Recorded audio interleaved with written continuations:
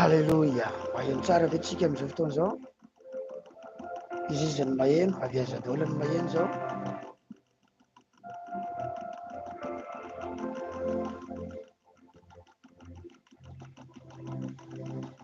afaka maheno ve maheno ny feoantsika ve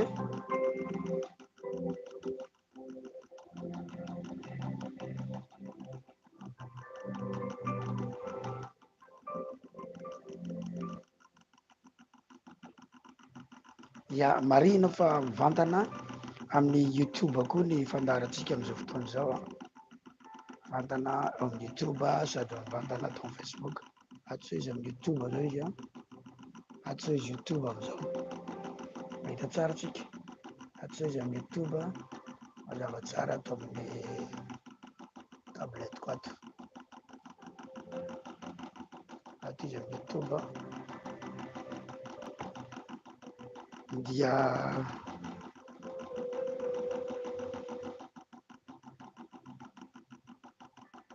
afaka manapartage tsika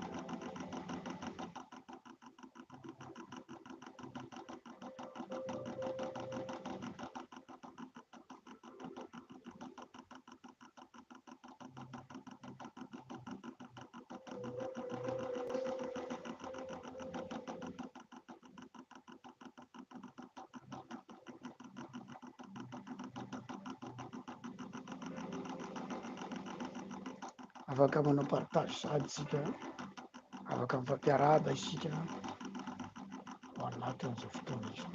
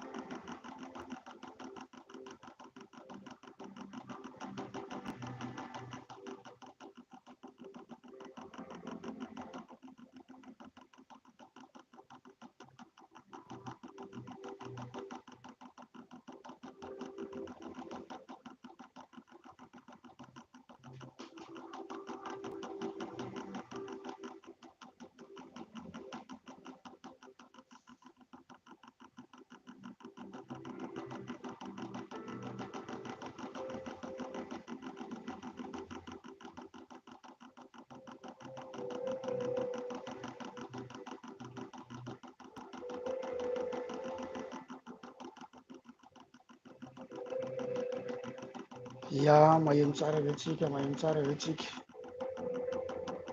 Ya, Sandra Gilda elabe jereo fa miamena ny olona mijery. Iza tsy mangetaheta ihany ny miaina rahalaka fa ny olona mangetaheta tsy mihaino zany izy. Sady tsy mihamaro ny olona mijery ny zava-dehibe amintsika fa ny mesazy tafita izay vonona amin'izany ao. Da ny tomba ny zavatra tsara tsy koropahana mihitsy.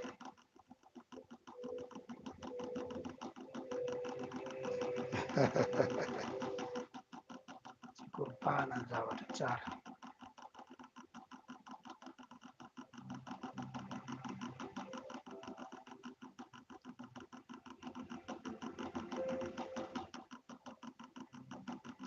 Ny antsika ity koa tsy resaka fankalazana tena fa tenin'Andriamanitra, mila miandry tsara, mila miandry tsara. Ity koa tsy ho an'ny olona mandalo fotsiny, ho an'ny olona vonona.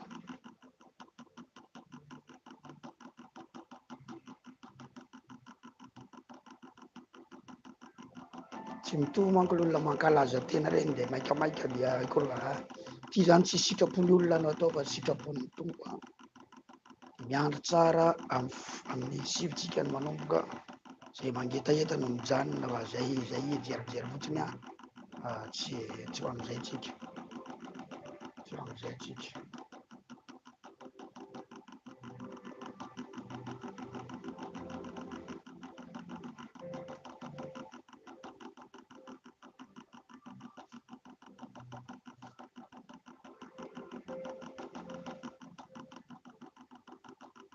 Halleluja. Sotra anareo, mazava tsara loatra.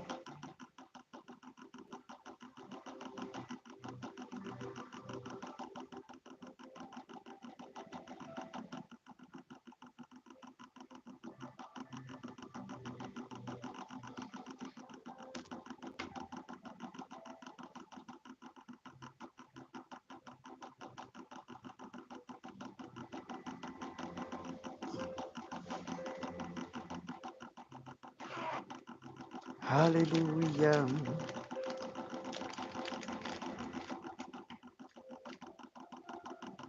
Ao anatina moment de réflexion tsika amin'izao fotoana zao, fotoana fisaintsaina na fotoana fandiniana, zany ny antony ilay fionkera.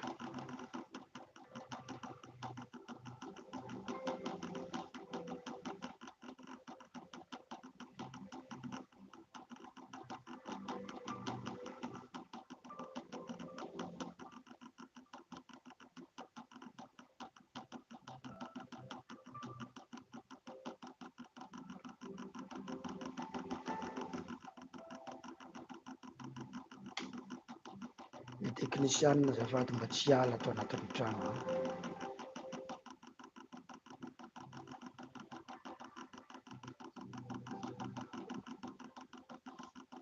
Halleluja. Terahina Jesosy.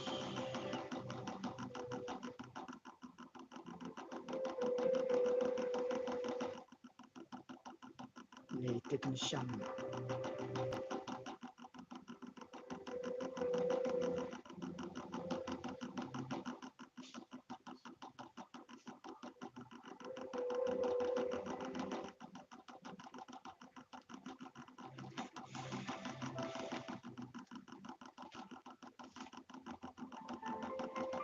Tsara ny tombo. Mbola afaka manasa namana tsika, mbola afaka manasa namana.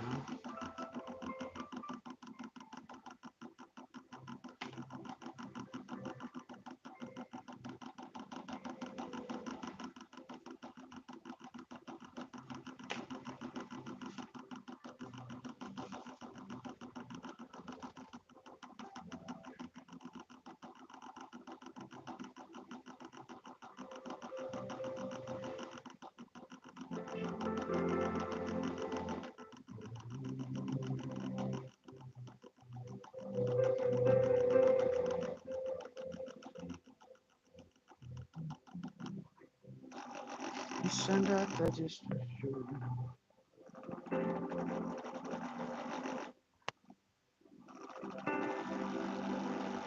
Sandra Toto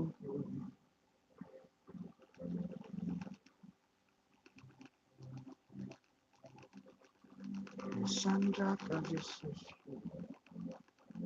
Yana Tazava Chicken Runs and run that Sturtina for Fontenara. This was some young from the attention of Fontenara.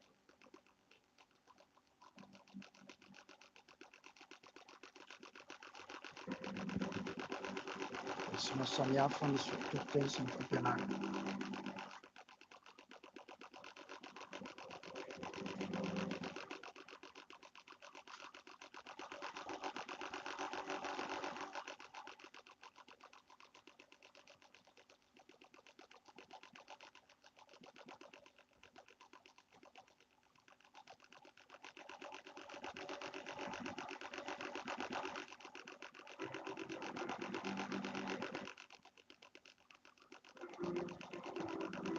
Manontsika atao amin'ny Facebook maheno mazava tsara ve?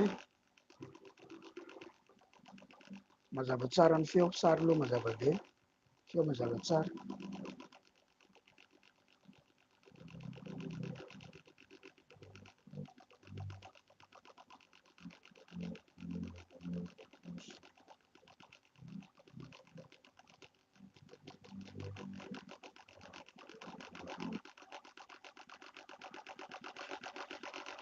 Ja.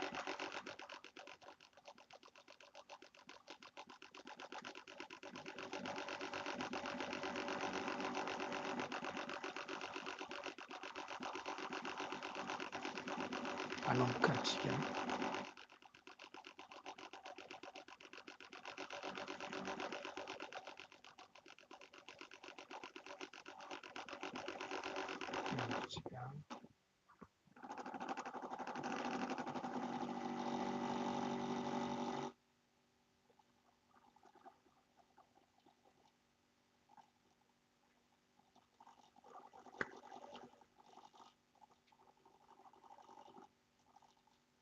Sorato hoe Mandrava ny esprit de réclamation ho antsika atao amin'ny Facebook. YouTube moa zany vao androantsika no mbo manomboka dia tsy maintsy misy ihany aloha zany tsy fatomombanana kely fa mendalana eny dia miezaka manatsara ny fandarana hatrany isika vao sambany fa ny fandarana amin'ny alina toy izao no mandeha YouTube dia miatsara ny andalana hatrany. Mety misy tsy fahatomombanana malinikinika ao amin'ny YouTube fa tahaka an'ilay hoe mampety tsara azy amin'ny Facebook eo mety tsara ihany izy aoriana kely ao. Ja. Mandrava ny esprit de réclamation. Réclamation. Mandrava ny esprit de réclamation.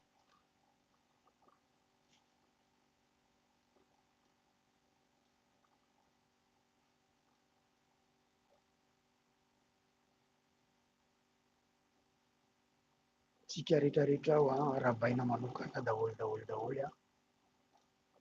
tsy voatanisa anarana eto tonga hitantsika mianaka rehetrarehetra any mivavaka tsika dia hanomboka avy hatrany. Raha eo misaotra betsaka anao amin'ny anaran'i Jesosy. Amin'ny ahafahana androany mpianatra indray, mitondra miakatra indray.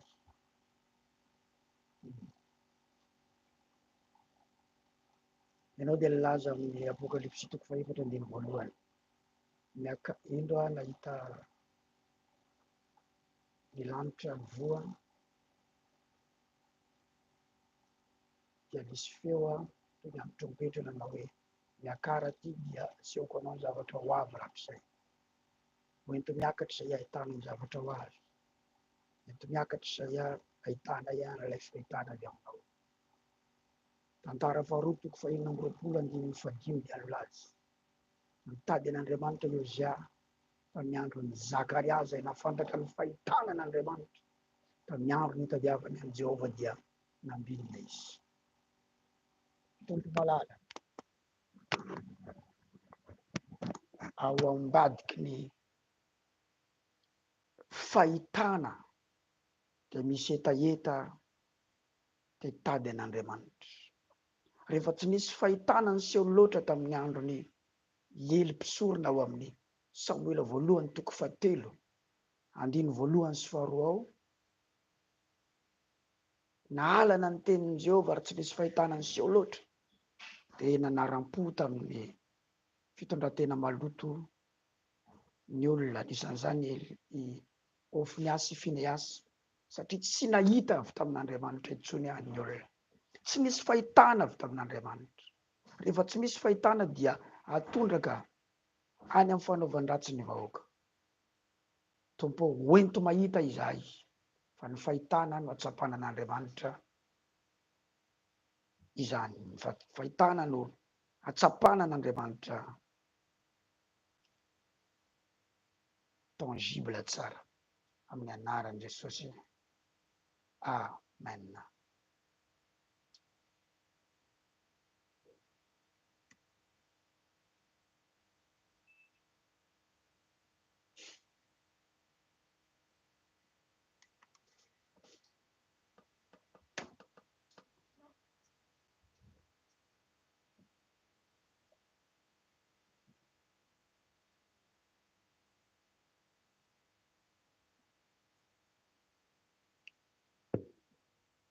Ya, inoko fa mazava tanteraka, nampanginina tanteraka mihitsy ny feo rehetra eto.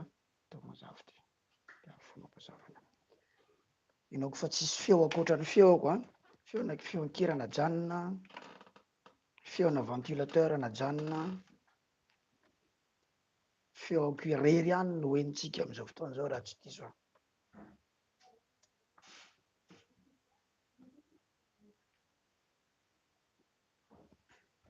Azadino manome ny zava-dia ny toromarika raha misy toromarika tokony omentsika izany.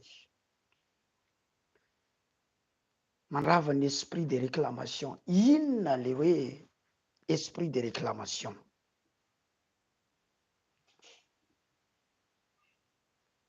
Andaosika aloha hamaky ny tenin'Andriamanitra amin'ny Lioka toko 2:20, 2:3 sy ny 2:3.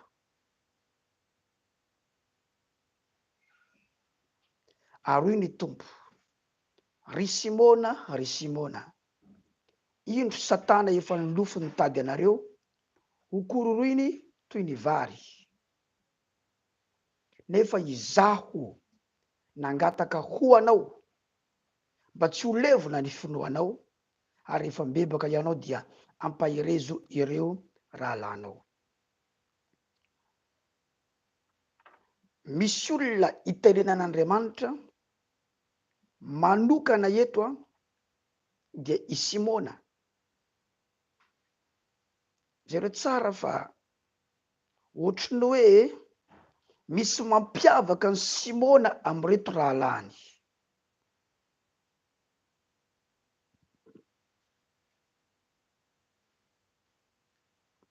Satana ozy efa nilofo nitady anareo. Ozy hoe ry Simona, miresaka amin'olona anankiray izy. Satana efa nilofo nitady anareo, miresaka amin'ny olona maro indray izy. Amin'ny fotoana iray zany misy fotoana izy miresaka amin'ny Simona manokana, dia misy fotoana izy miresaka amin'ny Simona sy ny namany. Ry Simona, ino Satana efa nilofo nitady anareo? Andao ho any amin'ny Baiboly teny frantsay tsika, dia hitatsika tsara ny mampiavaka an'io zavatra io.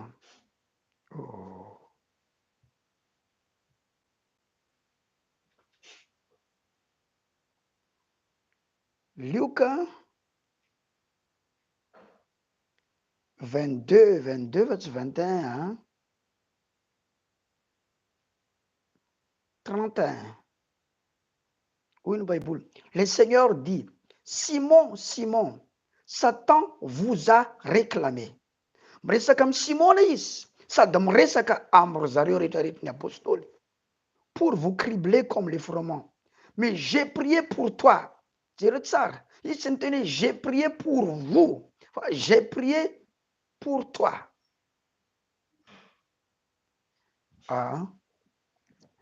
ino tsara ny tenin'Andriamanitra. Simon miresaka amin'ny Simona manokana izy. Satan vous a réclamé. Miresaka amin'ny apôstôly rehetra izy. Pour vous cribler comme les froment. Ianareo rehetra izy dia kororoiny toy ny vary, kororoiny Satana. Mais j'ai prié pour toi. Izy sy niteny j'ai prié pour vous. Fa efa nangataka ho anao ho an'izy, ho an'i Petera. Inona ny antony? Miankina amin'ny Petera ireto apôstôly ireto. Iankina ny ireto apôstôly ireto ny fijoroan'ny Petera. Zany hoe Petera rehefa minjera dia minjera ireto apôstôly ireto. Petera rehefa mitsangana dia mitsangana ireto apôstôly ireto. Misy olona rahalasana bavy ohatrany hoe pilier zany izy ao anaty fianakaviana. Andra zany izy amina fianakaviana na amina orinasa na amina sehatrasa anankiray, iankina io zavatra io izy.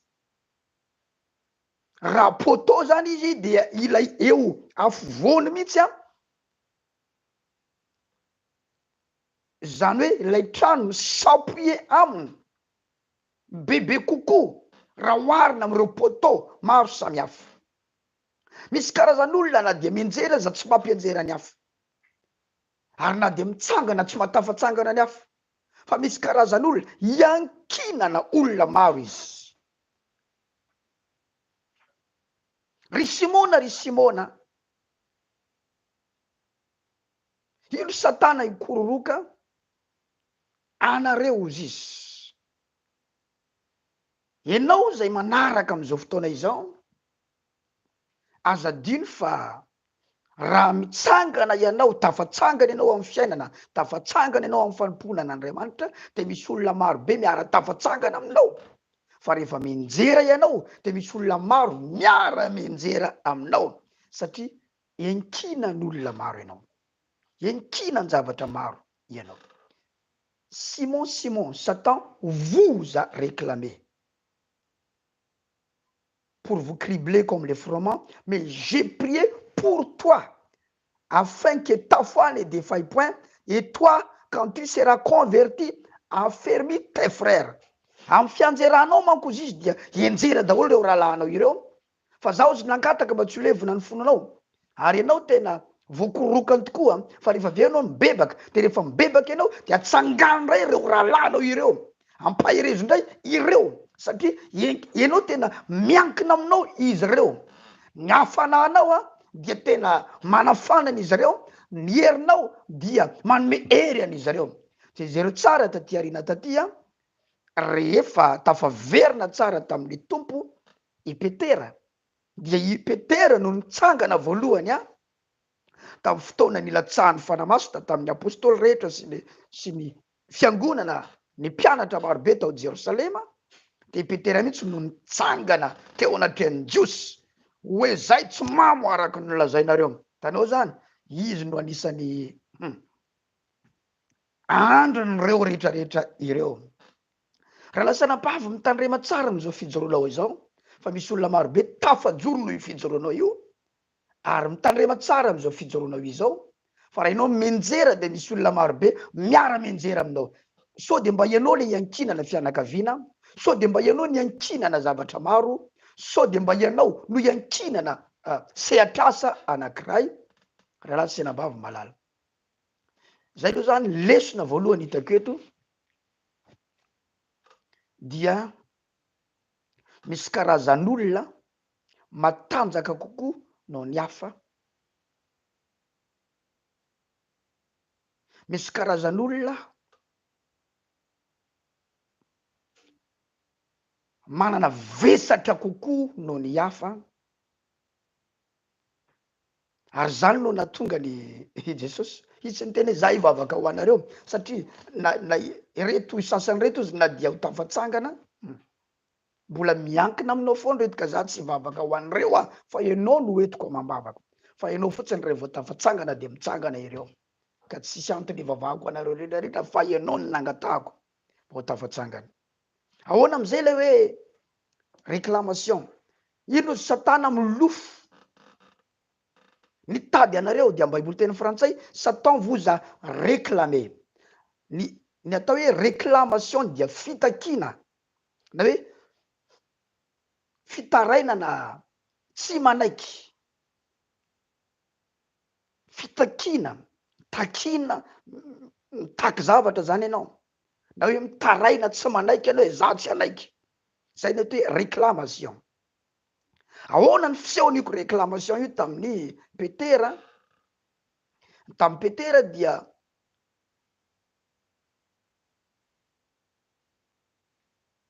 ao amin'ny Luka 5:1 hatramin'ny 7 tsika nahita ny fiainan'ny Petera talohany ny onany tamin'i Jesosy. Ny asan'ny Petera dia manarato. Ary rehefa nanarato izy amin'ny Luka 5:5, vakiko manomboka amin'ny 1:1 ka hatramin'ny 1:5. Andao ngesika iaraka e. Ary raha nifanizina tamin'ny vahoaka mba hiaino ny tenin'Andriamanitra dia nijanona teo amoron'ny fariny Genesareta Jesosy. Tadio tsara fa teo amoron'ny fariny Genesareta ozy. Ary nahita sambo kely roa nijanona teo tsisiny farihy izy, fa ny mpanarato efa niala taminy ka nanasa ny aratony, ary niditra teo amin'ny sambo kely anankiray izay an'i Simona. Izy hitanao misy karazan'olona zany raha vao ity ny fidiko dia olona maro no voavonjy. Be dehibe ny olona teo, ary nisy sambo kely anankiroa teo, fa maninona ny an'i Simona no nidiran'i Jesosy? Maninona ianao no nofidin'i Jesosy tamin'ny mpiray-tam-po taminao? Maninona raha ianao no nofidin'i Jesosy tamin'ireo olona ray tanàna taminao? Satria enkina ny zavatra maro ianao raha lasa anabavy. Dia nangataka taminy diataka kely amin'ny tany, dia nipetraka teo an-tsambo kely izy ka nampianatra ny vahoaka. Ary rehefa nitsatra ny teny Jesosy dia hoy izy tamin'ny Simona, manosoany amin'ny lalina dia latsao ny aratonareo azona azany rano. 5 eo tsika no miainga androany. Fa Simona namalaka anana hoe, tompoko, maritra ny alina nefa nikelezana iaina, nefa tsy nahazo na inona na inona, kanefa noho ny teninao dia alatsaka any ny arato. Teto zany i Petera dia tsy nahazo na inona na inona, kanefa nanarato nandritra ny alina. Teo ny fiainany farany alohan'ny nionany tamin'i Jesosy. Tsy nahazo na inona na inona. Zay natao hoe échec, na hoe tsy fahombiazana. Tsy fahombiazana. Zavatra hainy kanefa tsy nahombiazany. Zavatra efa ananany traikefa kanefa tsy nahombiazany. Asany isan'andro kanefa tsy nahombiazany. Fiainany isan'andro kanefa tsy nahombiazany. Zay ny fiainany teto. Itsamikana vetrany tsika andeha lavidavitra tsika manko orairay ihany no afahantsika miaraka eto dia zay tena zavatra ho tsindrina no tsindritsika tsara eto androany. Teo ny fidianan'ny tompo azy ary nomen'Andriamanitra fiainana vaovao izy. Eo manomboko zao ianao dia tsy anarato azany raha mitsony fa olona no azonao. Olona no azonao. Dia nofidiny Jesosy izy ho apôstôly. Ary nanomboka teo izy nanara-dian'i Jesosy apôstôly, ary anisan'ny apôstôly tena teo akaiky ny tompo. Maninona no milaza an'izany? Misy fotoana ny tompo miakatra ho any tendrombohitra amin'ny alina. Tsy izy 12 lahy no entin'ny tompo any fa 3 lahy ihany. Dia izy i Petera na i Simona, Jakoba ary John. Anisan'ny teo akaiky ny tompo izy. Misy raha lasa nabavy ny atao hoe olona akaiky n'Andriamanitra, ary mbola misy koa ny atao hoe akaiky n'Andriamanitra kokoa. Ankoatran'izay mbola nahita koa rehefa anangana ny zanaky Jairo tamin'ny maty i Jesosy, tsy nisy olona na afaka niditra tamin'ilay efitrano misy ny maty ankoatry ny avany raha vehivavy sy apôstôly 3 lahy ihany, fa tsy izy 12: Petera, Simona, Jakoba ary John. Tena teo akaiky ny tompo izy 3 lahy ireo. Tena teo akaiky ny tompo kokoa izy 3 lahy ireo. Ary anisan'izany i Petera. Maro ny manambady tamin'ireo fa ny rafozam-bavy ny Petera no nandehanan'i Jesosy tany an-tranony. Ary natsangana n'Andriamanitra ny rafozana anompo azy mba tsy anelingela any fanompony petera satria takatro par révélation no atakarako fa atraminy nanompony petera an Jesosy nienany volaniditra taory petera ny antony tsy mbola tonga ny fotoana fananany arena satria misy fotoana ny arena ho an'ny mpanompon'Andriamanitra, misy fotoana ny voninahitra ho an'ny mpanompon'Andriamanitra, misy fotoana hoe izy sitraka arena amizay ohatra hoe fiara, trano, compte bancaire, mandeha mankany ivelany, laza, voninahitra, émission télévisée sy ny tariny, canal satellita. Oh, lany eto ny fotoana ray resaka am'izany misy fotoana iaina am'izany ny mpanompon'Andriamanitra raha manaraka ny antsony tsara izy ka eo amin'ny lalany ny antsony no andehanana, tsy mitoditodika fa mandalo manaraka ny antsony hatramin'ny farany dia ho avy ny fotoana iainany amin'ny voninahitra. Fa misy fotoana izy miaina amin'ny fiainana tsotra, tena tsotra, satria eo andalany ny anjara voatendriny izy. Raha lasenabavy ny anjara voatendry dia misy lalana atongavanao any, ary tsy lalana tsara ny lalany anjara voatendry fa lalana mikotontaona, lalana misy tsilo, lalana fiempoforakorany olona, ohatrany malotoloto azy le lalana inandray lazainy olona fa tsy izy ianao mpaminany sandoka ianao, mpanompon'Andriamanitra tsy izy ianao, misy devola ianao, zay le lalana lalana mankany amin'ny anjara voatendry zay. Mandeha tsara ve isika? Ka rehefa i Petera no namaly ny antson'Andriamanitra, mazava ho azy tsy mitovy tamin'izy teo aloha, izay mbola nanarato satria zay mipetraka tia morontsiraka tia majanga dia mahita hoe ohatrany ahoana ny ataon'ny mpanarato rehefa tonga tia tanety.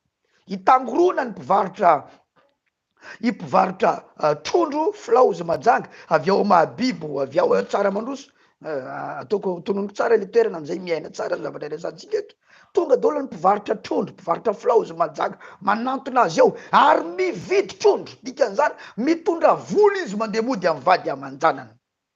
Ohatr' zany nataon'ny Petera, fa rehefa namaly ny antsony Jesosy i Petera miena ny vola miditra eny an-tanany, fa fahitam-pity no iainany satria Jesosy hoe zay trano idiranareo dia hano zay arosony olona ao. Nandray rehefa omeny olona vola koa ianareo dia raiso ihany.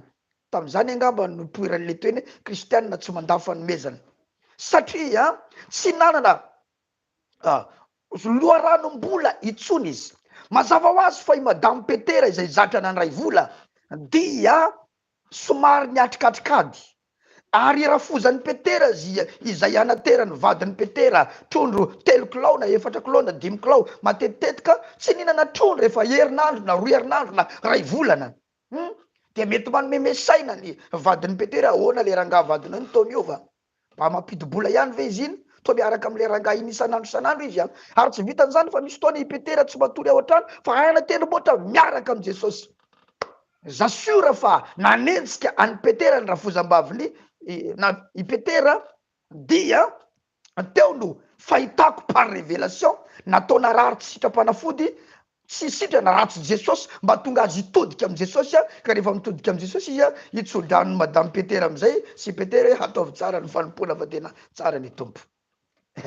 Satria Petera raha vao io zany ny menjera dia animba zavatra maro, ary na izy aza de nilazan'i Jesosy omeko anao ny fanalidin'ny fanjakan'Andriamanitra. Or zareo raha ody ianao avy any toeram-piasana de any amin'ny vadinao ny lakile any tranonareo, ka raha le vadinao zany tsy hita, tsy miditra ny trano ianao satria ny lakile any aminy. De tak zany Petera, lakile any amin'ny Petera, ka atao ahoana no i Petera no azerana, i Petera no atao avela tsy anana fiadanana. Dikan'izany Petera tena nijereny Jesosy manokana satria any amin'ny Petera lakile. Engane ka any aminao ny lakile, tsy azo arina ianao, tsy azo piteny ianao, récupéren'Andriamanitra ianao rehefa misy lalana taditsizy no alehanao. Za mahita fa tiany Jesosy ianao. Ya.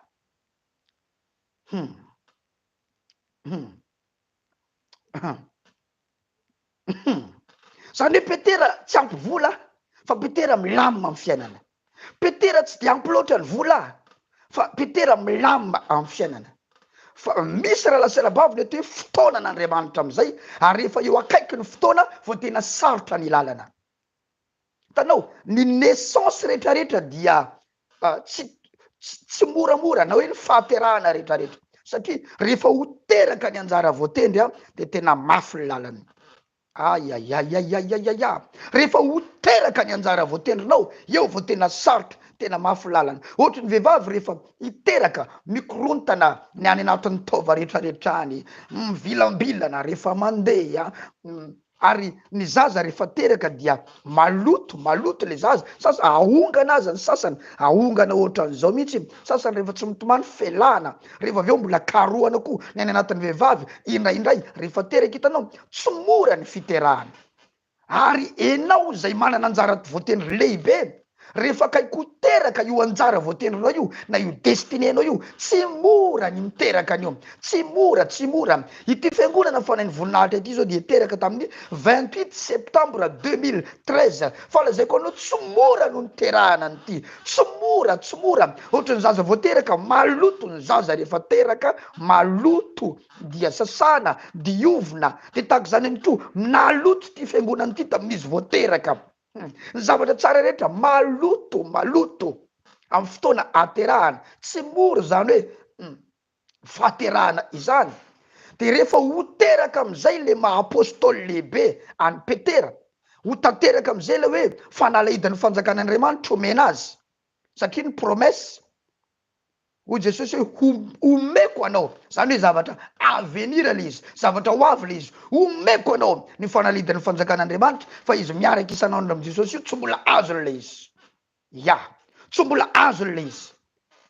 Mbola apôstôly tsotra fotsiny izy, apôstôly tsy mahomby aza indraindray ny anay mifamaly amin'ny olona izay tsy sitrana eny amin'ny arabe, ianareo tsy mahery vavaka tsara nareo, ianareo tsy ampy finoninareo, kanefa avy amin'ny zalany problème fianakavian'ny olona no mentsiny. Rehefa tonga Jesosy dia nitarana tamin'i Jesosy hoe nentinay tamin'ny Petera, tamin'ny mpianatra fa tô tsy afaka.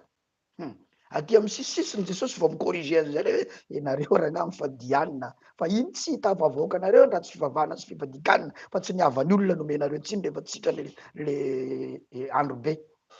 Tanao zany, mbola niaina tao anatina tsy fahombiazana, fa rehefa kaiky am'izay ny anjara voatendry, rehefa marivo am'izay ilay destiné, dia hoy Jesosy, ry Simona, ino Satana ikororoka, ino Satana ilofo anareo, Satan vous a réclamé, ho réclamé ny Satana. Inona dikan'izay? Tsy tiany Satana zany izy ho tonga am'ilay maha-apôstôly lehibe, arahana arena sy voninahitra hamonjy fanan'olona maro be, satria efa tsinjo ny Satana sady hoe akaiky le fotoana izay amohan'ny Petera ny varavaran'ny fanjakan'Andriamanitra dia ampidirany olona maro be ao. To tsinjotsinjo ny Satana sady io misy olona 3,000 ho ataon'ny Petera batisy.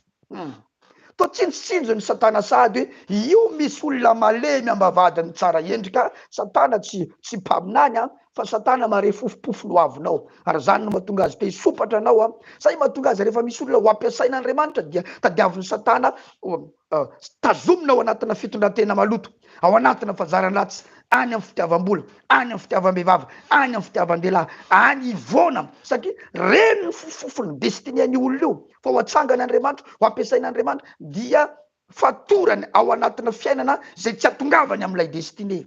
Ny Satana tsy profeta, Satana tsy profeta, fa Satana be lavakorona be izy, dia maheno fofofony, eno ny fofony anjara voatendrinao hoe manimanitra ry olona ry zany, tsy ekenay. Hitanao tsara am'izay raha lasa napavy-malala,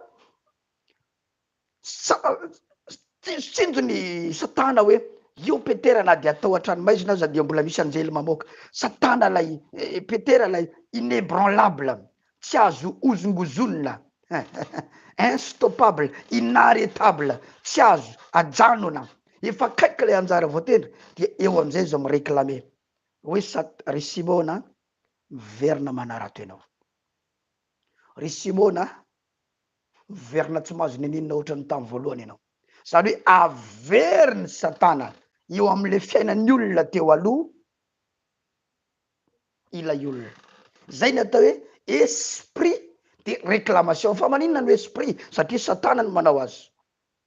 Satana no mireklamenareo Satan vous a réclamé ho réclamer Satana ianareo ho averina am'le fiainanareo teo lo Satana zany tena za tsy manaiky an'se Petera lasa apôstôly goavana be zany a za tsy manaiky an'se Petera apiditra olona maro amin'ny fanjakan'Andriamanitra zany a miverina amin'ny fiainany taloha iny miverina amin'ny fiainany taloha iny sotomoko midiny iny miverina aria aiza izy teo iny aria Tiberias iny miverina manarato any iny de jereo Jesosy tsy niteny teto hoe ianao tsy voakororoka ianao tsy voareklamery Satana fa ianao tsy voareklamery Petera ianao tsy tena voareklameny mihitsy fa za efa nangataka ho anao ka na de voareklame azy ianao mbola misy finoana kely any ao anatinao ao tsy ho levina tanteraka ny finoanao efa nangatako tamin'ny tompo zany izy tamin'Andriamanitra de rehefa avy anao hibebaka fa rehefa mibebaka ianao atsangano ray reto rahalanao reto dia hiditra amin'ny anjara voatendry am'izay ianareo eno iara lasana bavy malala eno tsara fa voareklame tokoa Petera teto a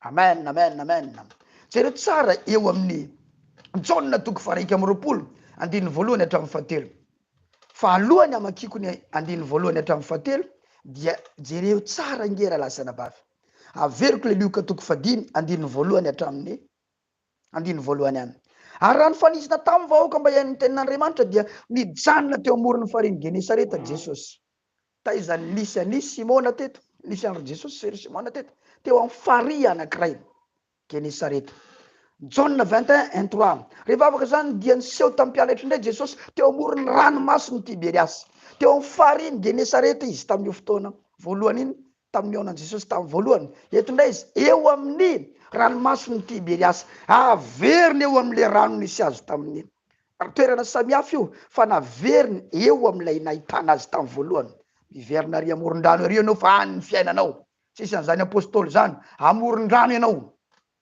any anaty rano ny fiainanao any ianao manjononjono any manaratorato any mitondratondra vola mivady aman-janaka ho any dia midimidinareo iny dia zazaonareo vola fa tsisy an'izany hoe apôstôly lehibe zany tsisy zay le hoe réclamation verina ianao fa tsy misy an'izay amin'ny fiainanao teo aloha ihany ianao fa tsy ekenay zany ianao apôstôly lehibe zany fa lalidin'ny fanjakan'Andriamanitra menanao zany tsisy an'izany ozy Satana andininy faharoa ao amin'ny Jauna 21 niaraka Simona Petera sy Tomasy izay atao hoe Didimos Natanaela ilay avy tany Kanany Galily sy ireo zanaky Zebedio ary mpianatra reo lafa koa jereo tsara niaraka Simona Petera sy Tomasy iza ilay nitenenan Jesosy hoe ho réclameny nitenenan Jesosy momba le réclamation ozy hoe ry Simona indrona verany mihitsy ino Satana ikororoka anareo taiza izy no niresaka tamin'ny Simona de jereo tsara iza tsara ny voatonona voalohany anarana teto niaraka Simona Petera sy Tomasy izay atao hoe Didimos Natanaela jereo fa nanaraka azy daholo koa reto rahalahy reto lay avy tany Kanany Galily sy ireo zanaky Zebedio ary mpianatra reo lafa koa hoy Simona Petera taminy andeha anarato hitanao tsy nandeha tany fotsiny izy raha andeha anarato fa niresaka tamin'ny namany hitanao zany enkinan-javatra maro izy vao niteny izy za andeha anarato nefa olona efa niala nanarato efa mpanarato-tolona niverina nanarato trondra teo zany ny réclameny Satana eno tsara fa tsy voatery nisy devoly niditra taminao zany a zay vao ino anao hoe votratrana réclamation fa misy taona misy rivotra manosika anao amin'ny zavatra inainanao teo aloha de efa Satana miréclame zay misy rivotra manosika anao iaina teo amin'ny fiainanao teo aloha de efa Satana manosika anao zay misintona anao zay teto anga nisy nahita ny devoly mivantana teto anga nisy nahita io Satana jereo tsara Satana ngera lasana bavy tsy voatery mise manifeste dia za io Satana za midevoly nitanao nisy zavatra niteneniny Petera fotsiny ilay andro de hoy Jesosy anivoky ianao ry Satana zany hoe fa i Satana indray nampiteny any Petera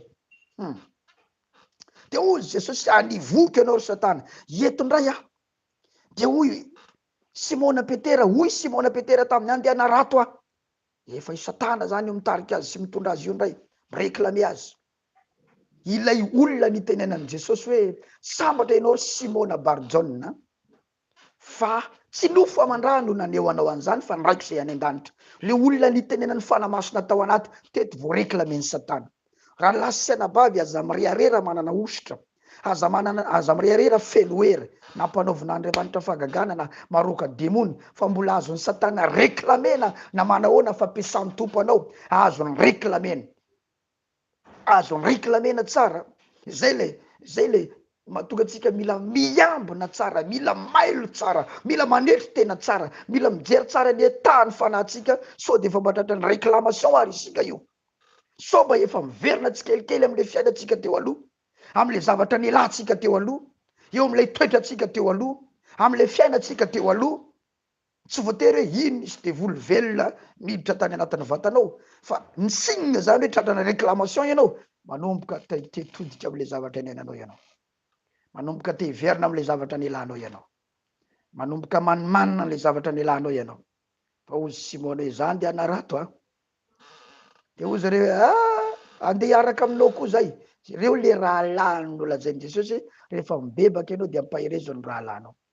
Ireo le niteny Jesosy Satan vous a réclamé, vao réclamé daholo zany reto rahalany reto, enina am'y rahalany araka tamin'ny fito, andeha hoaizy andeha anarato. Dia nandeha izy ka niditra antsambo kely, ary tamin'iny alina iny dia tsy nahazo na inona akory izy. Tamin'iny alina iny dia tsy nahazo na inona akory izy. Andao itsika ho any am'le lioka teo iny lioka toko fa 5:5.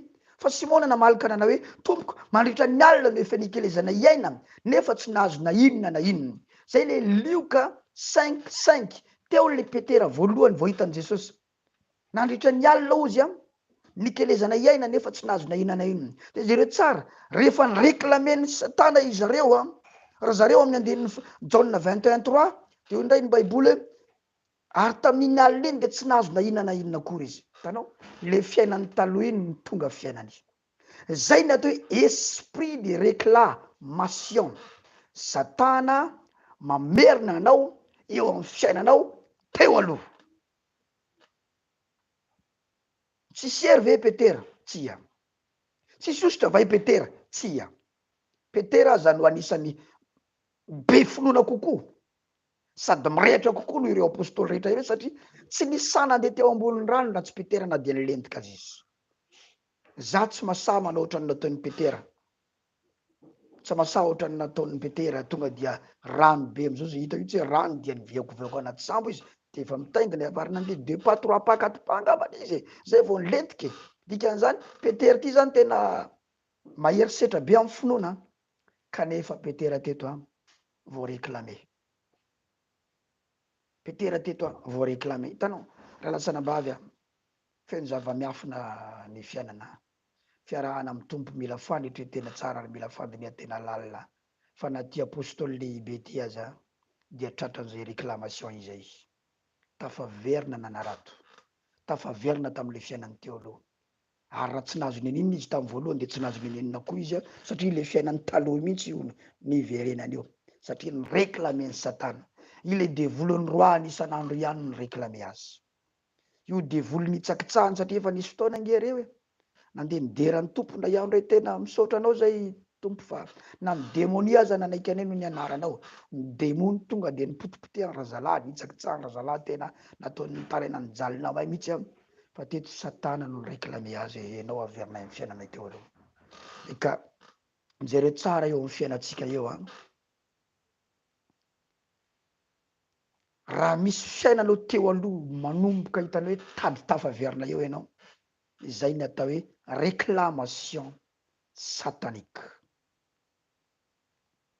Ianao zao efa afaka tamin'ny hafazarany ratsy tsy fantatry hoe firy izay niainanao teo aloha kanefa tato ato tafaverina tam'izany ianao.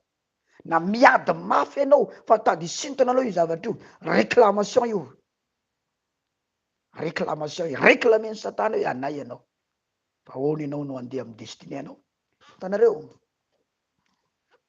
eo akaiky ny anjara voatendry mihitsy no misy an'io réclamation io. Io ny varavarany anjara voatendry mety hoe 50 mètres ny alanao. Ny lalanao nefa fa avy any amin'ny 50 kilomètres. Na vita 45 kilomètres ianao, afaka 5 kilomètres dia ahoana moa zany? aleo hoe ataoko hoe 50 mètres efa navita 45 kilomètres mahery ianao dia 50 mètres na 49 kilomètres mahery ianao dia 50 mètres eo sisa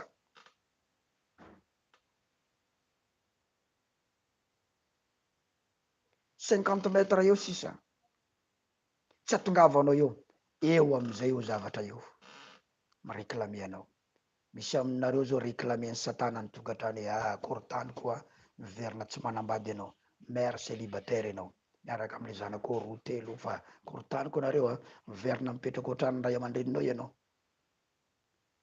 averiko mifoka sigary ianao averiko misotro toka ianao averiko mijaly ianao le manana asa tsara iny efa kaikaiky ny promotion ampiakarina eo amin'ny toerana ambonimbony ao ampiasana miverina tsy miasa ianao averina tsy miasa ianao zay le esprit de réclamation réclamena ianao hiverina amin'ny zavatra niainanao tany aloha tany tsy le zavatra tsy mbola niainanao fa lefa niainanao ohatra hoe mijalijaly ianao vao nahita tokantrano laminareo 10 taona 20 taona ny fanambadiana tsy fantatro hoe firy taona dia tiany averina ho célibataire ndray ianao ela ny sarotsarotra ny nahitaona an'io asa io tena nijaly ianao vao nahita an'io asa io de tena nampilaminanao le asa ny tanin'ny tompo ianao nety ny fiainanao hatram'izay fa ozy satana hoe miverina tsisy asa ianao ohatrany hoe navelany zany ianao tao anatina 2 taona telotelo taona ny sitraka ny zavatra isitrahanao io fa ozy am'izay ho tafavoaka ve miverina ianao tena miverina ianao aty am'le nahitako anao tamin'ny voalohany ka miverina ianao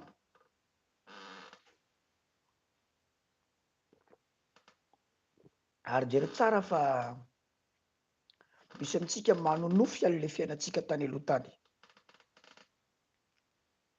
manonofy an'le fiainatsika tany aloha tany iny zany de efa tandindona tsy hoe tandindona fa efa maneo ao anatin'ny nofy isatana hoe averiko aty ianao averiko aty am'le fiainanao teo aloha ianao io izy asehoko anao amin'ny nofy io ino nary natonga nanany nofy an'zaly mbola tao tran'ny ray aman-dreny za ohatrany ohatran'ny mamanesy papanay nefa za efa manambady za tamin'ny alina tena nanofy tao ohatran'ny papa sy mama de tena nanao raha tao haverina any atran'ny ray aman-dreny ianao zay ny plan ny satana réclamena ianao hiverinao réclamena ianao hipetraka ao indray tanao hoe misy olona nanambady teraka 2 telo de rehefa aveo izy lasa nipetraka amy ray aman-dreniny de le vadiny nandehany am'izay aleany any réclamation reny nanana asa tsara izy rehefa teo aloha teo de niankin-doto amin'olo izy taty arina taty tsy misy asa intsony réclamation reny ka ny réclamation misy 2 karazany izy zaraiko eto androany 20 minitra sisy 20 minitra sisy aza mitsatra manapotsipotsitra an'le j'aime j'adore iny fa mahatonga le vidéo tsika manana olana avy eo amin'ny Facebook le j'aime j'adore iny akory tsy hoe ampirimo iny rehefa avy de hoentiko matory fa eto ny lalana iny potsipotsero any fa ilaina zany iny am'le fa live ohatran'izao arahan'ny Facebook maso iny zavatra iny de potsipotsero hoe le j'aime j'adore commentaire aza mitsatra manoratra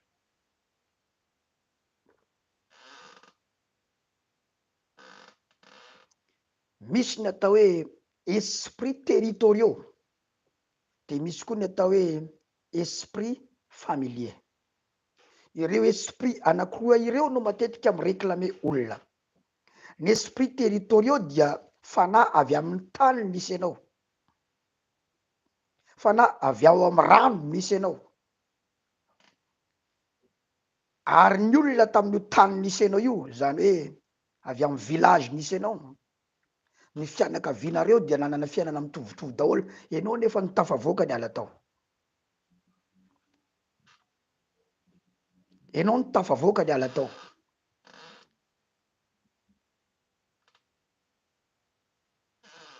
mety naharitraritra ianao zany teo amin'ny fiainanao tsaratsara io tena nety manje mamiratra fa misy fotoana am'izay satana zany tsy navelany ianao nandeha lavidavitra izy zany tsy tonga de afaka miazona anao fa rehefa Andriamanitra ny manafaka anao tsy mahavita nininy zany izy fa ianao le varim-barina iny am'izay tairi ny tampoka hoe verina ty ianao ka fa tsisy olona avy amin'ny tany nisy ianao io tafavoaka verina ty ianao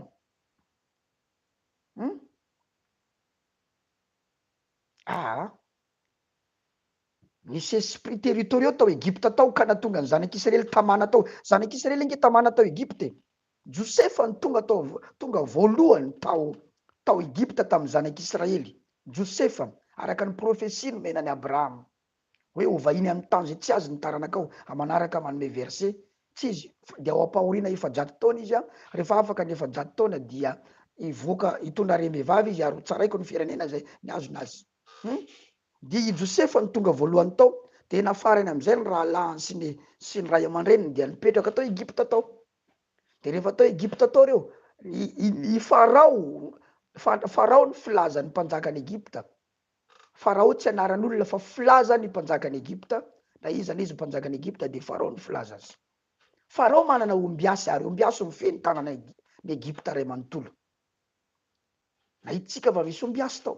Dia tavela tao amin'izay efajato taona reo mbola tsy te hiala tao. Roapolo sy efajato taona reo mbola tsy te hiala tao. Tao fa 30 sy efajato taonany nitarain'ireo. Ny fitarainan'ireo zany dia mba hamonjena Andriamanitra anazy fotsiny fa tsy hoe analana azy ao. Dia mba vonjeo mba jereo zay dia mba karakara hoe. Fa rehefa i Mosesy amin'izay anala azy ao reo nganety zany. Rangahy ty tena manahirana mihitsy. Fa manino zay no alana ao ato. Jereo zao lasa mafy be ny fanomponay hatramin'izay nitenenana hoe alana ato zay. Tanao fa tsy te hiala tao izy. Le tany zany mihazona azy hoe entonareo tsy mahazo miala amin'ity tany ity. Baiboly dia milaza fa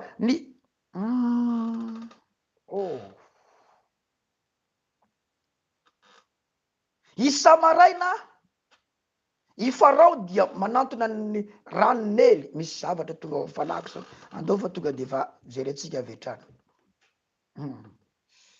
Alleluia. Tsara ny tombotsika. Tsara ny tombotsika. Tsara ny tombotsika raha lasana malala.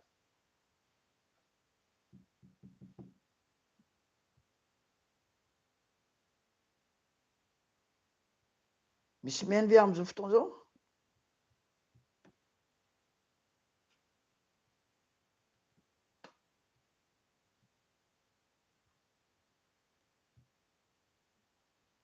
Misy zavatra torin'ny fanamasony eto zao. Ena telefona nazy.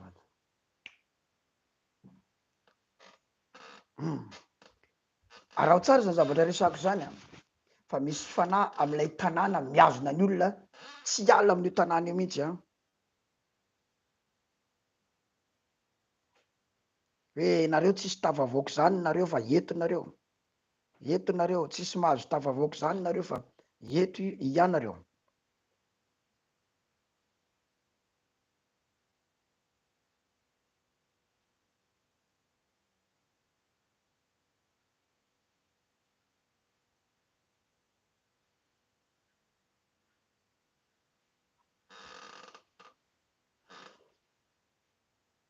Exodus 7:15 zero tsara. Exodus 7:15 alefasoany vetivety nge. Mankanesa ho aminy ianao rapitso. Indry voaka ho any amin'ny rano izy. Dia mijanona eo amoron'ely ianao mandra-piavina. Zany hoe i Farao zany isa maraina dia mankeo amorony ranon'ely. Zany hoe ao amin'io rano ao zany ny fanahy izay tompoy ny Farao. Dia hoy zany Andriamanitra tamin'ny Mosesy. Mankanesa ho aminy ianao rapitso indry voaka ho any amin'ny rano izy. Isa maraina zany i Farao dia mankeo amin'io rano io. Ao anely ao ny pouvoiran'ny Farao. Ao ny Andriamanitra tompoiny Farao.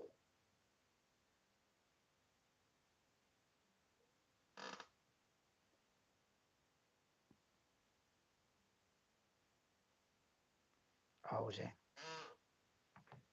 Dia reo ombiasin'ny Farao reo mihazona ny zanak'Israely tsy hiala ao Egypte. Fa tena tsy te hiala tao tokoa ny reo. Ary rehefa tafiala tao Egypte zay reo, rehefa tonga tany aloloha-tany reo ny reklame amin'izay i Farao. Fa hoana ny navoaka tsika reny olona reny, tonga saina izy. Fa nanino tsika namoaka andreo nandeha?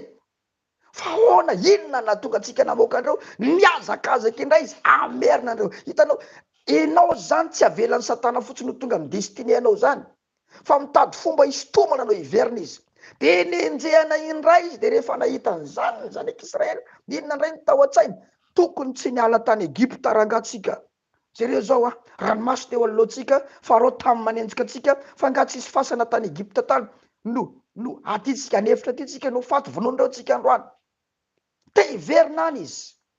Misy olona rahalasana bavy te hiala miasa ny tsotro zao nefa sarotra be izy vao nahita an'io asa io te hiala amin'io asa io fotsiny am'izao izy esprit de réclamation zany. Misy olona te hisaraka mivady ny tsotro zao za zany te hisaraka nefa sahirana izy vao nahita ny vadiny io tanao zany misy zavatra mireklame azy efa teny ampandehanana teny ny zanak'Israely mbola te hiverina ao Egypta foana te hiverinao foana so raha te tenao le izy te hiala amin'ny asanao io foana te hiala nefa ianao tsy mbola mahita asa hafa te hiala te hisara-bady mety manomenatra ianao teny an'izany etiny za te hiala mivady mety ampiady anareo mivady zany raha hitany commentaire anao fa ny asa tsy maninona afaka soratana satria misy fanafahana ho atao aminao.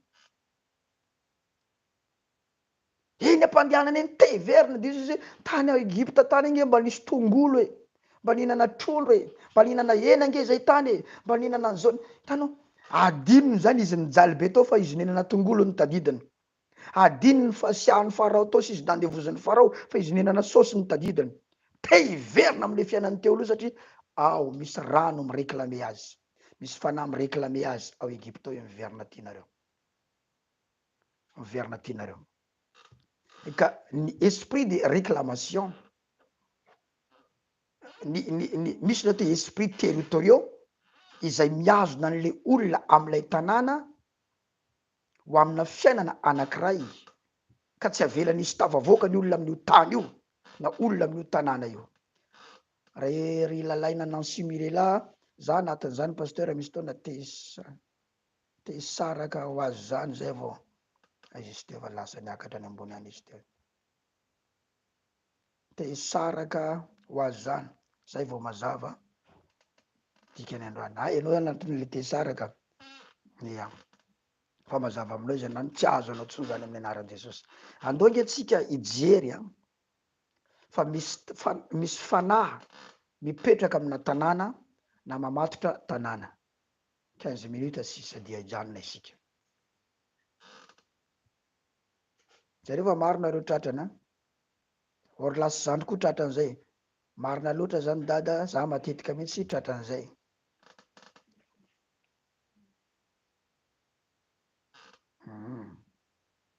izy teo amy commenté manambara manamafy le zavatra tenenina fa tsy miresaky izy za ia eno tsara ao amin'ny sorato esprit territoriaux ao amin'ny marka toko 5:5-7-10 marka 5:8-13 satria Jesosy efa nanao taminy hoe mivoa aleo vakina manomboka any amin'ny 9 marka 5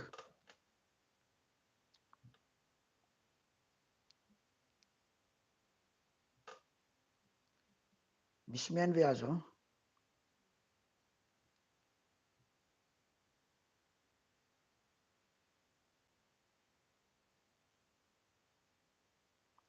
manomboka marka toko 5:1 ary tonga teny ampitany ranomasina sorato hoe ranomasina anao zany eo amin'ny tanàna anankiray matetika misy rano manko ary ny fanahy zay mamatitra an'le tanàna matetika am'le rano eo am'ilay tanàna ary matetika ny tanàna anankiray dia ampitondraina ny anaran'ilay rano eo am'ilay tanàna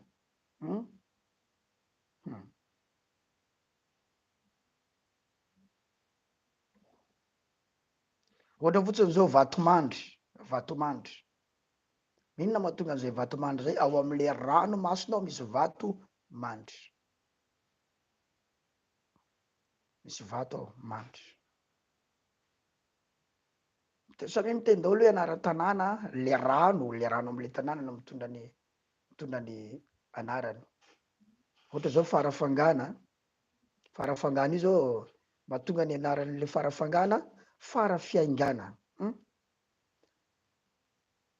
Andrianampoinimerina namorona an'izany satria canal de le canal de Pangalana iny canal de Pangalana iny avy any Tomasina iny dia mandalo am port fluvial dia mandalo a Vatomandry, Manoro, Marolambo, mandalo any a Manakarany, tsy fantatra na mandalo Nosy koa izy zay, dia eo afara fanganany farany, zany teo ny fara fiaingany le rano, zay le fara fangany.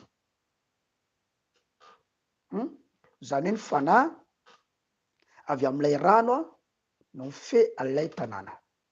De zareo tsara fa mitovitovy daholo ny fiainan'ny olona am'ilay tanàna. Ary raha misy olona afaka amin'io fiainan'io ka andeha lavitra, de misy fotoana am'zay Satana mireklame azy, avy amin'aty anao fa andeha ho aiza, ianao nge zanaky ty tany ty ianao nge nisotro amin'ty rano ty ianao nge ohatran'izao Ary tsy mora ny mamaky any ny limity iny, satria Satana no mireklame.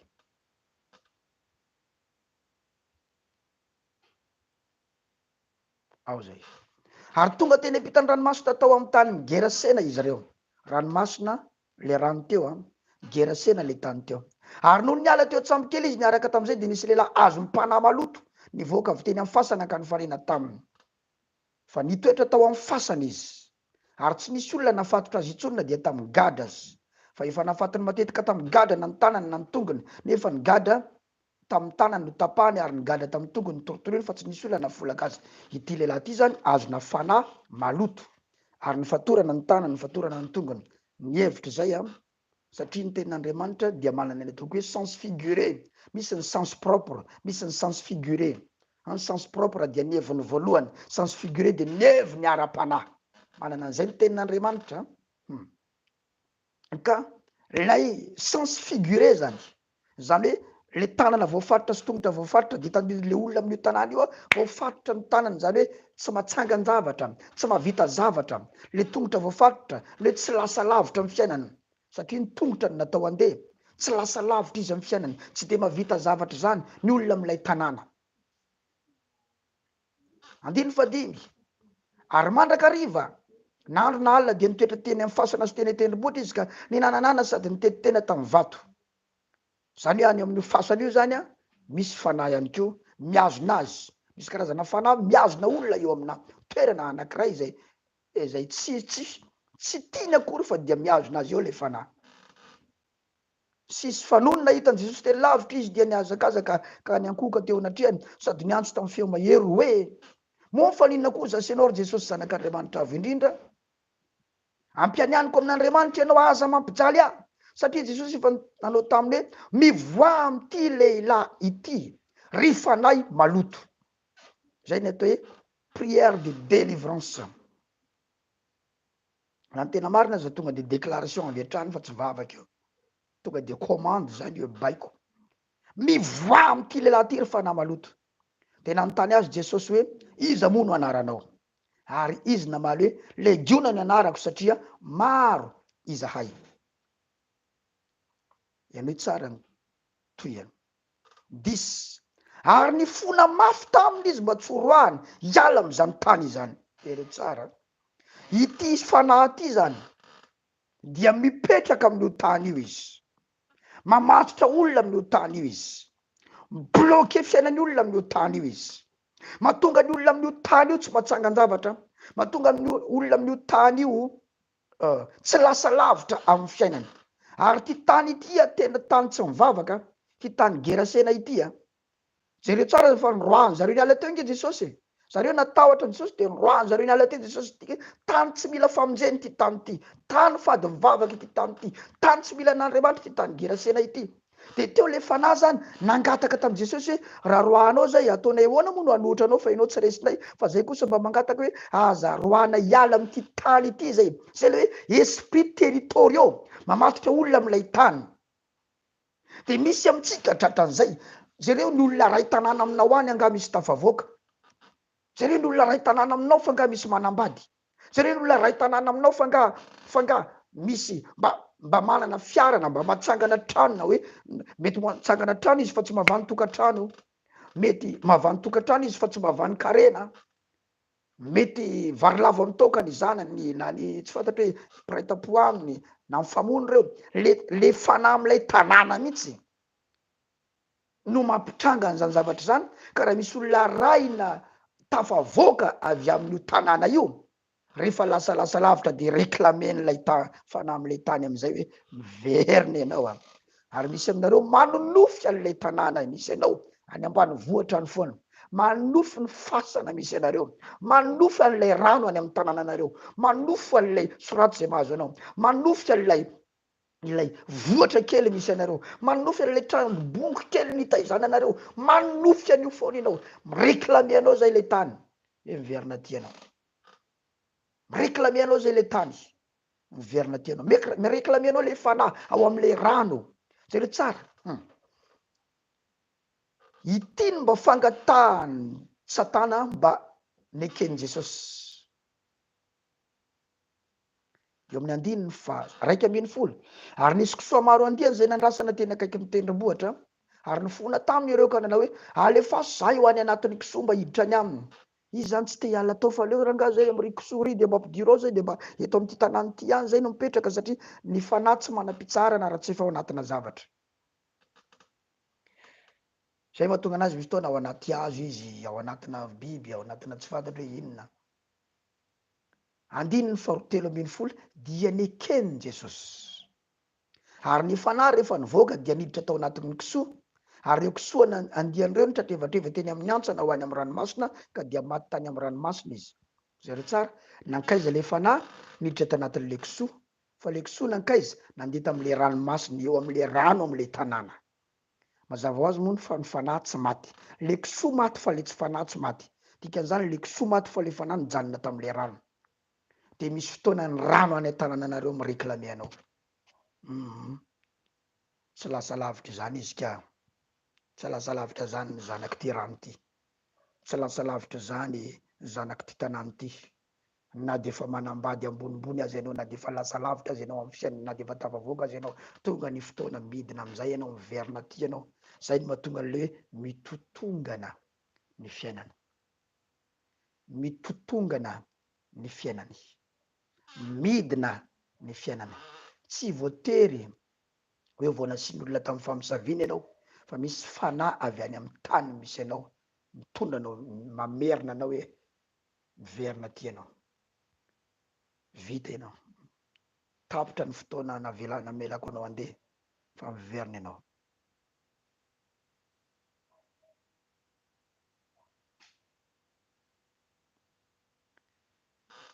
Anomerin' reto soratra masina reto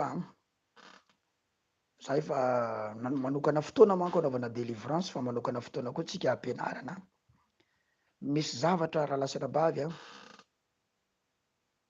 tena zava-miafina kanefa le vokatra le zava-miafina tsy miafina.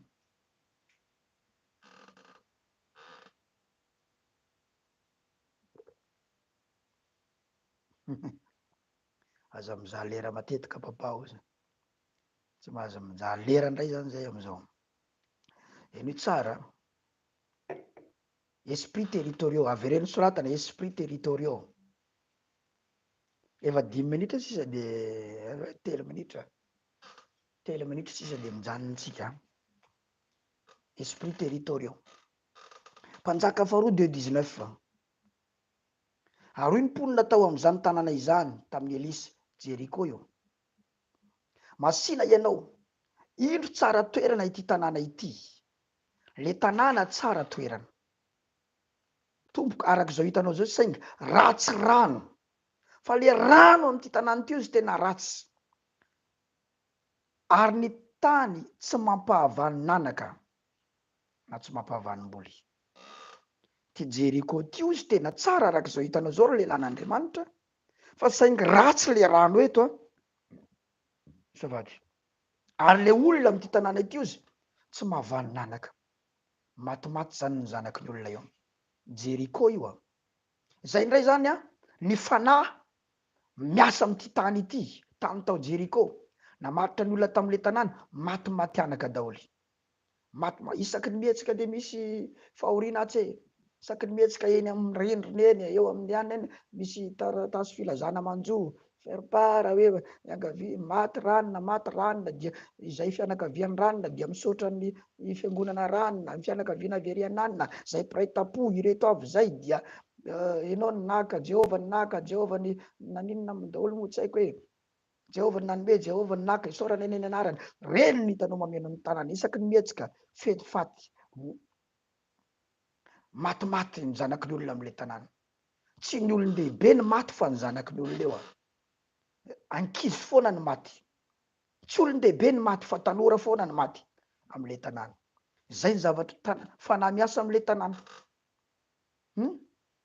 tsy mampavanonanaka ozy ty tanàna ity de jereo tsara eo amin'ny mpanjaka voalohany 1634 isika dia mahita sorate le verset mpanjaka voalohany 1634 tamin'ny andro ny aba no nanorenany ela Betelita ny Jeriko satria Jeriko ny resaka eto ny ainy Abirama lamatoany no sazony nanorenana ny fanambaniny ary ny ainy Segoba faralany no sazony nananganana ny vavadiny araka ny tenin'ny Jehovah izay nampilazaina ny Josoa zanakonao nanambola zany ity hiela ity avy any Betela izy ity dia nipetraka atao Jeriko de nanangana trano ngezabe izy de vao vita zany ny fondation le trano maty ny lamatoany zay le tsy mahavanonanaka le tanàna de nitohizany telo le trano nalevina aloha le zanany dia tohizana indray le trano rehefa kelikely vita koa ny vavahady tafatsangana maty indray Segoba faralany teo mpanaovana an'le trano dia ankizy anankiroa ny maty ny lamato sy ny farala zay le esprit miasa teo am'le tany esprits territoriaux samy manana ny asany zany ny esprit amin'ny tany tsararay avy le tany Gerasena matotra ny tanany olona sy ny tongony olona tsy ho lasa lavitra le tao Egypta miazona an'le olona ho andevy eo tsy maninona izy na misakafo zava mila na miasa mafy aza va mila izy mihinan-kanina ary misy karazany olona tena miasa mafy fa hanina ihany no mba azony tena mahery miasa tsy mahatsangana trano tsy mahavidy fanaka tsy mahavidy akanjo fa sakafo ihany kanefa grave be raha iasa zay le niasa tao Egypta tamin'ny zanak'Israely eto indray manan-karena le olona matoa mahatsangana trano fa maty anaka fanana fahafatesana zay le niasa teto esprits territoriaux avy aiza ny fotoky fa maninona ny fanahy no miasa am'le tany fa maninona ny fanahy no miasa amin'io tany io ary tsy mamela an'le olona avy eo tafavoaka misy olona anankiray namotsitra teny tany ho any ary ny fanahy ny azona an'izay teny izay ny enregistré an'izay teny izay de raha misy olona zany manao zavatra mifanohatra am'le zavatra ny teneniny dia misy zavatra mahazo azy ary zay no anisan'ny mahatonga ny fady olona anankiray no namono ny teny zavatra de lasa fady le izy de raha vao manohatra n'iny zavatra iny manao zavatra tsy mifanaraka amin'iny de misy mahazo le olona iza ny namotsitra teny tamin'io Jeriko io natonga ny Jeriko tsy navanonanaka Josoa ao amin'ny Josoa toko fahenina andininy fahenina amby roapolo any ny fototra tapitra ny fotoanantsika dia ahoana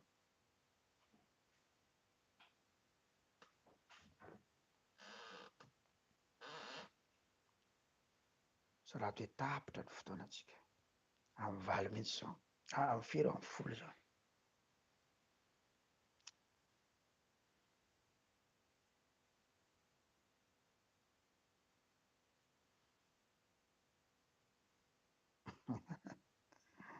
tapitra ny fotoanantsika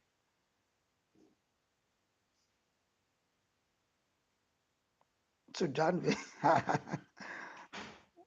7 minutes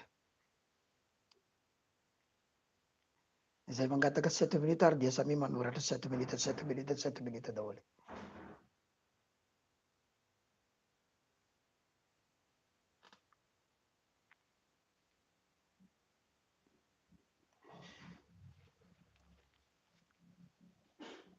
ao lasitsika misy olona anankiray namoaka vava so raha toe misy olona anankiray namoaka vava zero tsara ny fianakavianao mety olona ray namoaka vava tany aloha tany misy olona ray namoaka vava olona olom-pahefana tsy polisy ny miaramila na gendarme ny resako fa fahefana ara-panahy.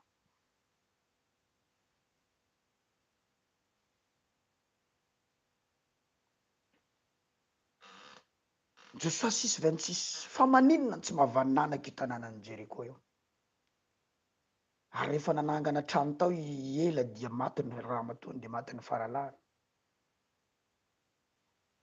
Joshua 6:26 dia nilaza fanozonana Joshua tamin'izany andro zany ka nanao hoe ho voaozona eo anatren'i Jehovah izay olona mitsangana manorina ity tanàna Jeriko ity indray. Misy ozona ny tononona tamin'le tanàna, ny ainy lamatoany no sazony anrenany ny fanambaniny. Zay tsara le vavana voaka, ary ny ainy faralahany no sazony anangalana ny vavadiny. Ity olona anankiray ity, Joshua ity, mpanompon'Andriamanitra izy ity, feno hery era-panahy izy ity no namoaka vava. Raha misy manangana nyity tanànany Jeriko ity indray andro any dia ho faty ny lamatoany raha vao tafatsangany ny fondation-ny trano ataony, ary ho faty ihany koa ny faralahany raha vao mavita vavady izy, le tanàna vavadin'ny tanàna na trano.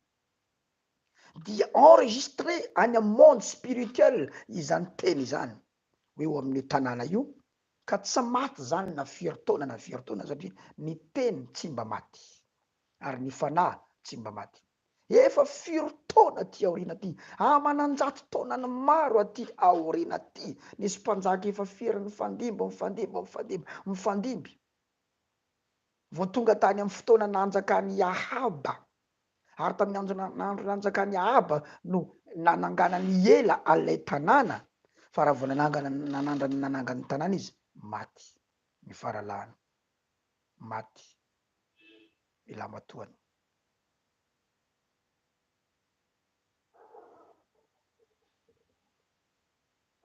Ary zay rehetra mananganangany zavatra eo, manangana trano eo, maty.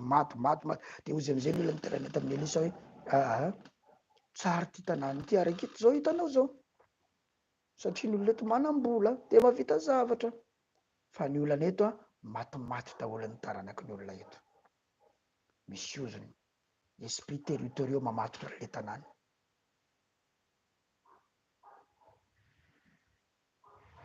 Mamatotra le tanàna.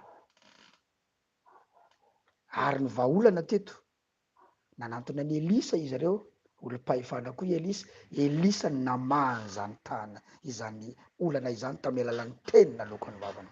Hitanao, raha teny no nanozonana anao, mahatonga anao voareklamena tanàna, voareklamena tany, de mila misy olom-pahefana ihany koa miaraka aminao ery jusitra ny fahasoavana miteny zavatra manafoana an'izay réclamation izay. Ny tompo hitatsika mianakavy, dinio ny fiainanao eto am-pamaranana. Saintsaino lalina rehefa matory ianao rehefa avy eo, ary saintsaino andro aman'alina. Anisany misedra an'io réclamation io va ianao, territoriaux, satria mbola ho avy ny anazavana an'le esprit familier, zany le fanahy miasa ao anatin'le ankonana sy fianakaviana. Fa eto fanahy miasa amina tany, am'le tany misy ianao, anatin'izany va ianao.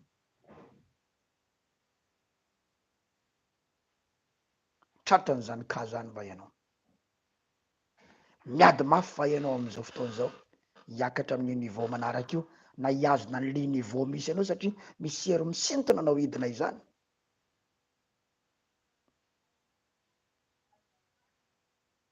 Misy olona namoaka vava tao, misy olona namotsitra teny tao, ary ny fanahy miazona an'izay teny izay tsy resinao amin'ny maha olona izany, fa mila misy olona koa mamoaka vava,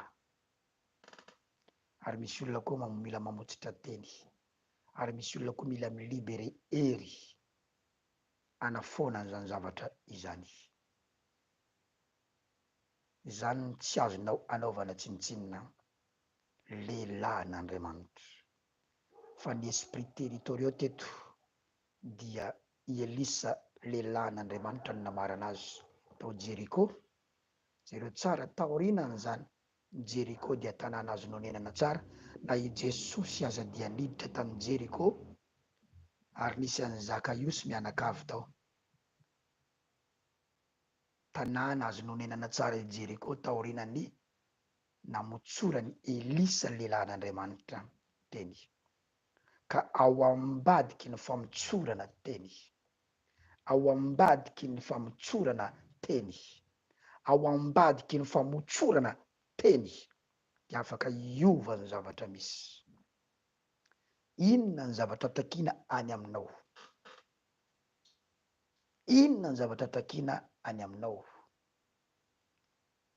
Mbola itoy. To be continued à suivre amin'ny anaran'i Jesosy. Ara-pitsondray amin'ny sivyoral no iarahantsika eto anatin'ity fandarana ity. Raha nasoanao zany dia manaova partage marobe ary ampahafantaro ny namantsika ny fisian'ity fandarana ity. Farapitso hiditra lalindalina sika amin'ny anara maherin' Jesosy Kristy avy any Nazareta. Tsy maintsy afaka ianao. Nenina réclamation mahazo anao dia azo afahana tsara ianao raha lasana mavy. Fa misy zavatra tokony ho ataonao. Rapitsika manohy ny fandarana indray. Za hitanareo manao an'ity fandarana ity, misy zavatra tiany Satana ho atao. Reko amin'ny tontolo ara-panatezitra be mihitsy izy dia ohatrany tia melaka anazy zany izy, henoko eto henoko misy tanabe ny Satana tia melaka. Nanomboka tamin'ny nanomboan'ny fandarana hatramin'izao misy intelo ny nahitako azy. Tia melaka na ohatr'izao izy. Satria hitany hoe tena le rangahy io izy tena tsy mety mihitsy ho vavany io raha tsy miresaka ny miresadresaka momba anay dia lasa fantatry ny olona zany. Satria zareo tsara fa miditra faty antoka nge izy zao e. Miditra faty antoka izy am'izao satria maro aminareo no afaka. Maro aminareo no votsitra amin'ny réclamation-any. Maro aminareo no tsy azony ampidinina intsony. Satria tombontsoa lehibe ho anazy ny mahavoazona olona iray ary mahatafidina olona iray, kanefa ianao tsy voareklame intsony ianao raha naraka tsara amin'ny toromarika. Ary ninona ka sainy atao amiko teo tsy vitany satria aloka fotsiny hitako teo ataony misy tanana maizina be zany hitako tiana rafitra be eto fa Jesosy mitsangana eo anilako. Tsy mahavita nenenina ianao ary Satana. Aresy ianao. Amen. Tatsika menakavy ny tombo.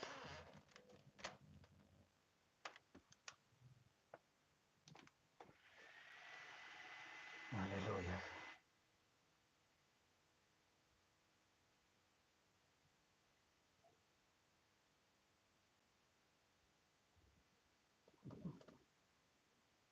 Sorato commentaire zavatra voarainao teto androany Sorato alo zavatra voarainao teto androany. Sorato lesona azonao.